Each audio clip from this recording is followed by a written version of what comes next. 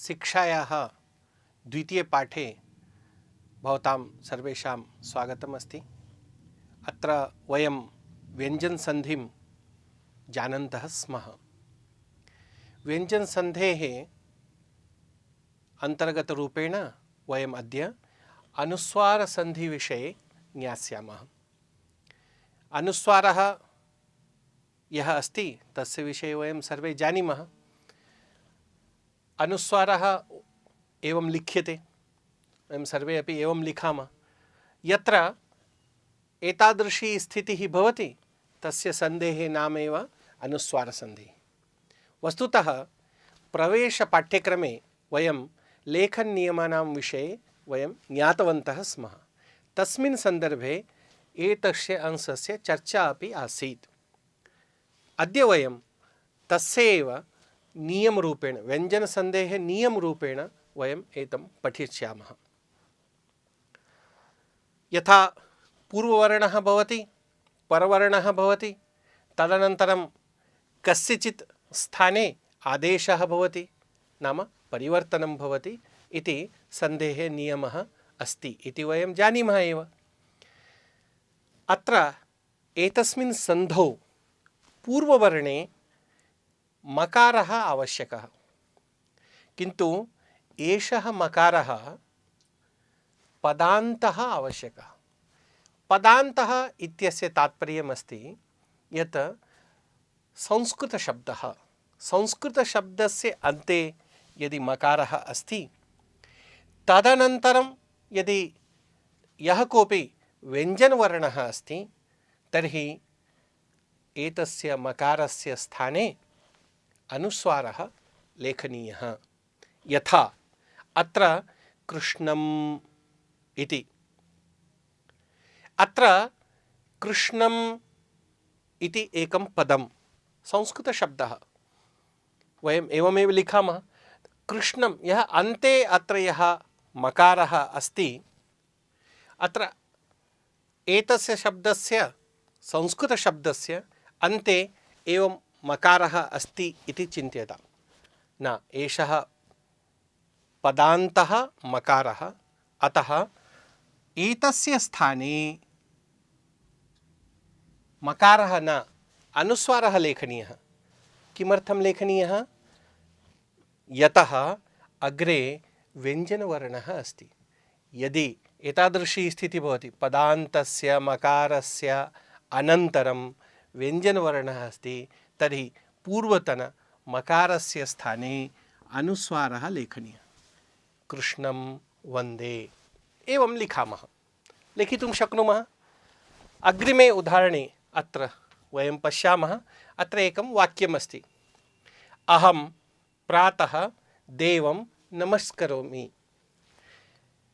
अहं प्रातः लेखनसन्दर्भे वयम् अत्र अहम् इति पदान्तः मकारः लेखनीयः अथवा अनुस्वारः लेखनीयः। वयं पश्यामः अग्रिमम् अक्षरं व्यञ्जनम् अस्ति, अतः एतस्य पदान्तमकारस्य स्थाने अनुस्वारः लेखनीयः। तथैव तादृशी स्थितिः अत्रापि अस्ति, देवं नमस्करोमि इति अस्ति, अतः अत्रापि अस्माभिः अनुस्वारः लेखनीयः। यतः एतत् व्यञ्जनम् अस्ति, अतः एतस्य मकारस्य अनुस्वारः भविष्यति। अहं प्रातः देवं नमस्करोमि। तथैव किञ्चन वाक्यमस्ति, सत्यं वद धर्मं चर। सत्यम् अग्रिमं व्यञ्जनम् अस्ति व इति, अतः वयम् अत्रापि मकारस्य स्थाने अनुस्वारं लिखामः। सत्यं वद, धर्मं चर। धर्मम् इति मकारः अस्ति, किन्तु अग्रे चकारः अस्ति, व्यञ्जनवर्णः अस्ति, अतः धर्मं चर। यदि वयम् एतादृशलेखनसन्दर्भे पठनसन्दर्भे वयम् एतस्य अंशस्य अवधानं कुर्मः, तर्हि वयम् एतस्य सन्धेः अभ्यासं कर्तुं शक्नुमः। इदानीं वयं पुस्तकस्थानि उदाहरणानि पश्यामः, तत्र वयम् अभ्यासं करिष्यामः। अनुस्वारसन्धिः। अहं प्रातः देवं नमस्करोमि, कृष्णं वन्दे जगद्गुरुं, वनं गच्छामि गुहां पश्यामि, सत्यं वद धर्मं चर, दुःखं त्यज कर्तव्यं पालय, भोजनं कृत्वा विद्यालयं गच्छ, सः गीतं श्रुत्वा हर्षं प्राप्तवान्, पदं स्मृत्वा वाक्यं लेखनीयम्। अत्र सर्वत्र वयं पश्यामः यद् पदान्तमकारस्थाने अनुस्वारः लिखितः अस्ति। किमर्थम् इत्युक्ते तत्र अग्रिमम् अक्षरं यदस्ति तद् व्यञ्जनम् अस्ति। अपि च अत्र सर्वत्रापि पदान्तस्य मकारस्य स्थाने अनुस्वारः जातः अस्ति। एतदेव अधः अत्र प्रदर्शितम् अस्ति। एवमेव अभ्यासः अस्ति। अभ्यासे वयम् एतत् सर्वमपि वयं लेखिष्यामः। यथा प्रथमः अभ्यासः अस्ति सर्वं नष्टम्। अत्र सर्वम् इत्यत्र वयं पदान्तमकारस्य स्थाने अनुस्वारं लिखामः। एवमेव अन्यानि उदाहरणानि वयं विलिख्य पुनः पाठान्ते यद् उत्तरं दत्तमस्ति ततः वयं मेलयामः। अत्यन्तं सरलमस्ति, वयं कर्तुं शक्नुमः। तथैव सन्धिविच्छेदः करणीयः इति द्वितीयः अभ्यासः अस्ति। तत्र वादं त्यज इति सन्धियुक्तं वाक्यमस्ति। तत्र वयं वादं त्यज इति अनुस्वारस्य स्थाने मकारं लिखामः, विच्छिद्य लिखामः, सन्धिविच्छेदं कृत्वा लिखामः। एवम् अभ्यासद्वयं वयं करिष्यामः।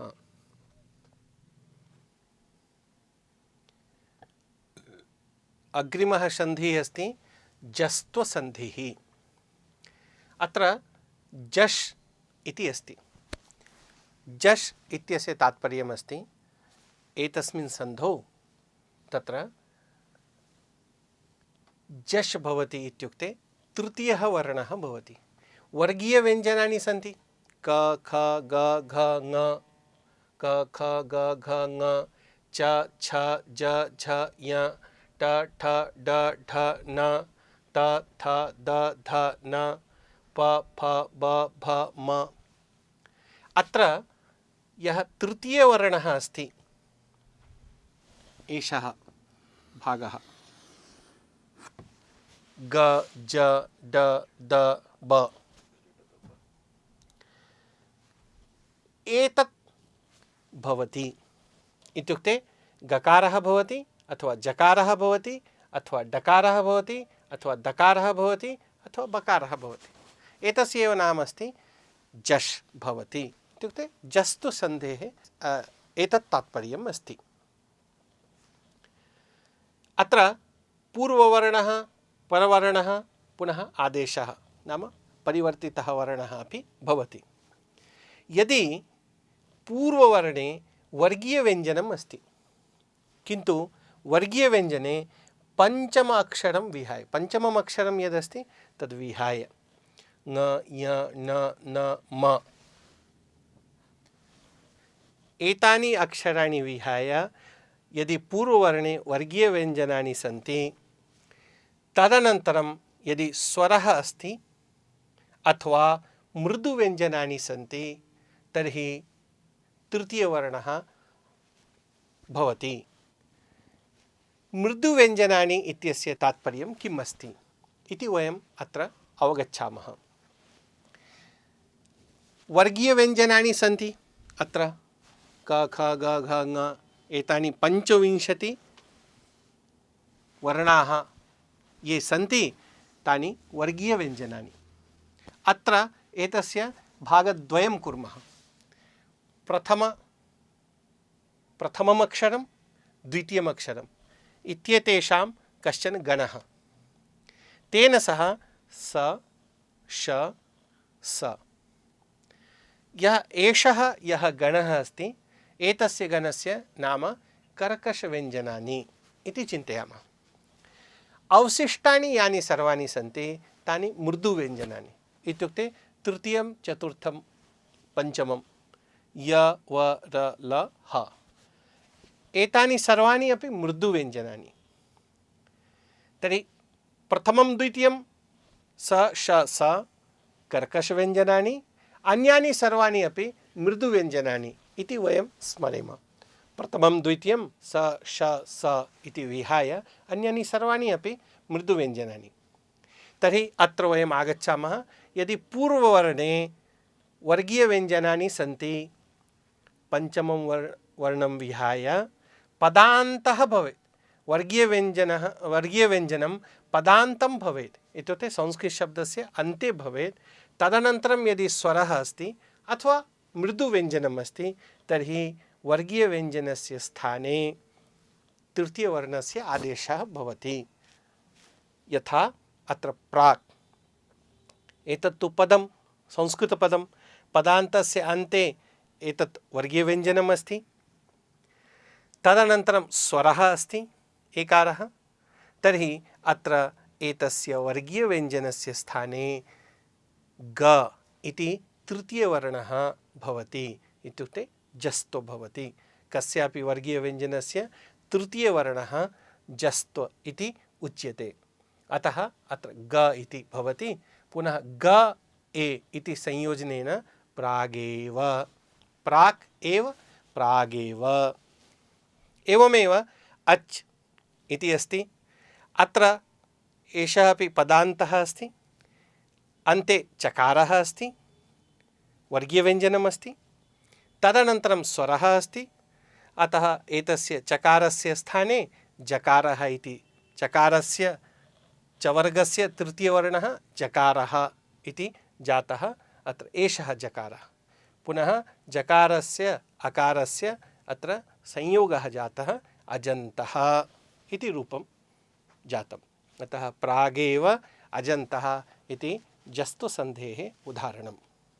जस्त्वसन्धेः द्वितीयप्रकारः एवं भवितुं शक्नोति। यथा अत्र वाक् इति अस्ति, व्यवहारः इति अस्ति। इदानीम् अत्र वाक् इत्यत्र पदान्तः ककारः, एषः वर्गीयव्यञ्जनम् अस्ति। पञ्चमक्षरं किमपि नास्ति, वर्गीयव्यञ्जनम् अस्ति, पदान्तः अपि अस्ति। एषः पदान्तः ककारः।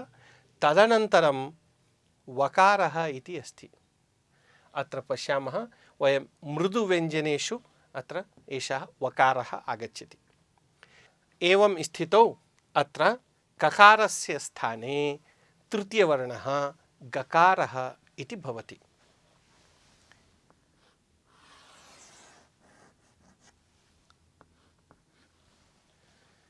एतस्य एव वर्गस्य, कवर्गस्य एव तृतीयवर्णः गकारः भविष्यति। सर्वदा अवधातव्यं, यः वर्गः अस्ति तस्य वर्गस्य एव तृतीयवर्णः भविष्यति। वाक् व्यवहारः, वाग्व्यवहारः इति। चतुर्थस्थितिः एवम् अपि भवितुं शक्नोति। यथा इदानीम् एषः पदान्तः ककारः अस्ति। वाक् इत्यत्र पदान्तः ककारः अस्ति। तदनन्तरं किमपि नास्ति अग्रे, केवलं वाक् इति पदमस्ति। तादृशस्थितौ अपि अग्रे किमपि नास्ति, तादृशस्थितौ विकल्पः अस्ति। इत्युक्ते तादृशस्थितौ गकारः भवति, नाम जस्तु भवति, अर्थात् तृतीयवर्णः भवति। ककारः अपि भवति, इत्युक्ते पूर्ववत् स्थितिः अपि भवति। ककारः अपि भवति, गकारः अपि भवति। उभयथा अपि लेखितुं शक्यते। एवम् अत्र अवगन्तव्यम्। अत्र विकल्पः अस्ति, ककारः अपि ककारः अपि भवति। अन्या स्थितिः विशेषस्थितिः अस्ति। अत्र शस् इति अस्ति। अत्र शकारः अस्ति। एषः शकारः वर्गीयव्यञ्जनं तु अस्ति, तदनन्तरमपि अत्र मृदुव्यञ्जनानि भवति एषः। अत्र शकारस्य स्थाने अत्र किं भवेत्, तृतीयवर्णः कः भवेत्? तर्हि अत्र शकारस्य स्थाने डकारः भवति। अत्र एवं चिन्तनीयम्, एषः यः शकारः अस्ति एषः तु मूर्धन्यषकारः इति उच्यते। अत्र यः वर्गीयव्यञ्जनम् अस्ति तत्र मूर्धावर्गीयव्यञ्जनानि यानि सन्ति यथा ट ठ ड ढ न, अतः तदीय एव तस्य एव तृतीयवर्णः भविष्यति डकारः इति। अत्र एषा विशेषा स्थितिः अस्ति, एषा अस्माभिः अवधातव्या, एषा स्थितिः अपि सम्भवति। एवं वयं जस्त्वसन्धिम् अवगच्छामः। पुस्तके विद्यमानानि उदाहरणानि जस्त्वसन्धिसन्दर्भे सन्ति, तानि वयं पठामः, अवगच्छामः च। जस्त्वसन्धिः। उत्तमाः बालाः सूर्योदयात् प्रागेव उत्तिष्ठन्ति। अत्र प्रागेव इति अत्र जस्त्वसन्धिः अस्ति। सन्धिविच्छेदं कुर्मः चेत् प्राक् एव, प्रागेव इति तृतीयवर्णः गकारः भवति। षडाननः शिवस्य पुत्रः। षडाननः नाम कार्तिकेयः। षट् आननः, अत्र पदान्तटकारस्य स्थाने तृतीयवर्णः डकारः इति जातः षडाननः। जगद्गुरुः अस्मान् पातु। पातु इत्युक्ते रक्षतु। जगत् गुरुः, जगद्गुरुः। जगत् इति तकारः, तस्य स्थाने तृतीयवर्णः दकारः इति जातः। तेन महद्यशः सम्पादितं। महत् यशः, महद्यशः। अत्र तकारस्य स्थाने दकारः इति तृतीयवर्णः जातः अस्ति। अब्जं सुन्दरम् अस्ति। अब्जं नाम कमलम्। अप् जम्, अत्र पकारस्य स्थाने बकारः जातः। सम्यक् अभिहितं भवत्या। सम्यक् अभिहितम्, अत्र ककारस्य स्थाने तृतीयवर्णः गकारः जातः। अपारः अब्धिः कस्मिन् आश्चर्यं न जनयति। अपारः अब्धिः, अब्धिः नाम समुद्रः। अब्धिः, अब्धिः, अत्र पकारस्य स्थाने तृतीयवर्णः बकारः इति जातः। स्वरान्ताः व्याकरणे अजन्ताः इति उच्यन्ते। अजन्ताः इत्यत्र अच् अन्ताः अजन्ताः, अत्र चकारस्य स्थाने जकारः इति जातः। अत्र अनन्तरवर्णः स्वरः इति अकारः अस्ति। बालः षडपि कदलीफलानि खादितवान्। षट् अपि षडपि, अत्र टकारस्य स्थाने तृतीयवर्णः जकारः इति जातः। अशोकः सम्राट् इति ख्यातः आसीत्। सम्राट् इति इत्यत्र सम्राट् इति, अत्र टकारस्य स्थाने डकारः इति तृतीयवर्णः जातः अस्ति। एवं यदि वयं पश्यामः, जस्त्वसन्धौ सामान्यतया प्रथमवर्णस्य स्थाने तृतीयवर्णः इति आदेशः भवति। पदान्तवर्णस्य अनन्तरं यदि स्वरः अथवा मृदुव्यञ्जनं भवति तर्हि तस्य प्रथमस्य वर्णस्य स्थाने तृतीयवर्णः भवति इति वयं सामान्यतया अवगच्छामः। अत्र पाठान्ते अभ्यासः दत्तः अस्ति। वयम् अभ्यासे पश्यामः। प्रथमे अभ्यासे अस्ति दिक् अम्बरः दिगम्बरः। अत्रापि ककारस्य स्थाने तृतीयवर्णः गकारः करणीयः। एवमेव अग्रे अग्रे तत् एव तदेव, एवं वयम् अभ्यासं कृत्वा पुनः उत्तरं निरीक्ष्य आत्मनः परीक्षणं कर्तुं शक्नुमः। द्वितीय अभ्यासे वयं सन्धिविच्छेदं कुर्मः। सन्धियुक्तं पदं दत्तमस्ति। यथा प्रथमम् उदाहरणमस्ति वाग्वादः। अत्र सन्धिविच्छेदं कुर्मः। वाग्वादः, अत्र पदान्तः ककारः अस्ति, तदनन्तरं मृदुव्यञ्जनम् अस्ति वकारः इति, अतः अत्र ककारस्य स्थाने तृतीयवर्णः गकारः भवति। एवमेव बृहद्गात्रः इत्येतेषु उदाहरणेषु वयम् एवं कर्तुं शक्नुमः।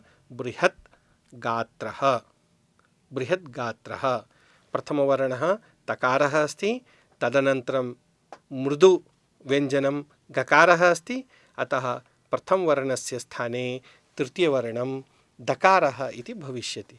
एतेनैव क्रमेण वयं सर्वाणि उदाहरणानि परिशीलयेम।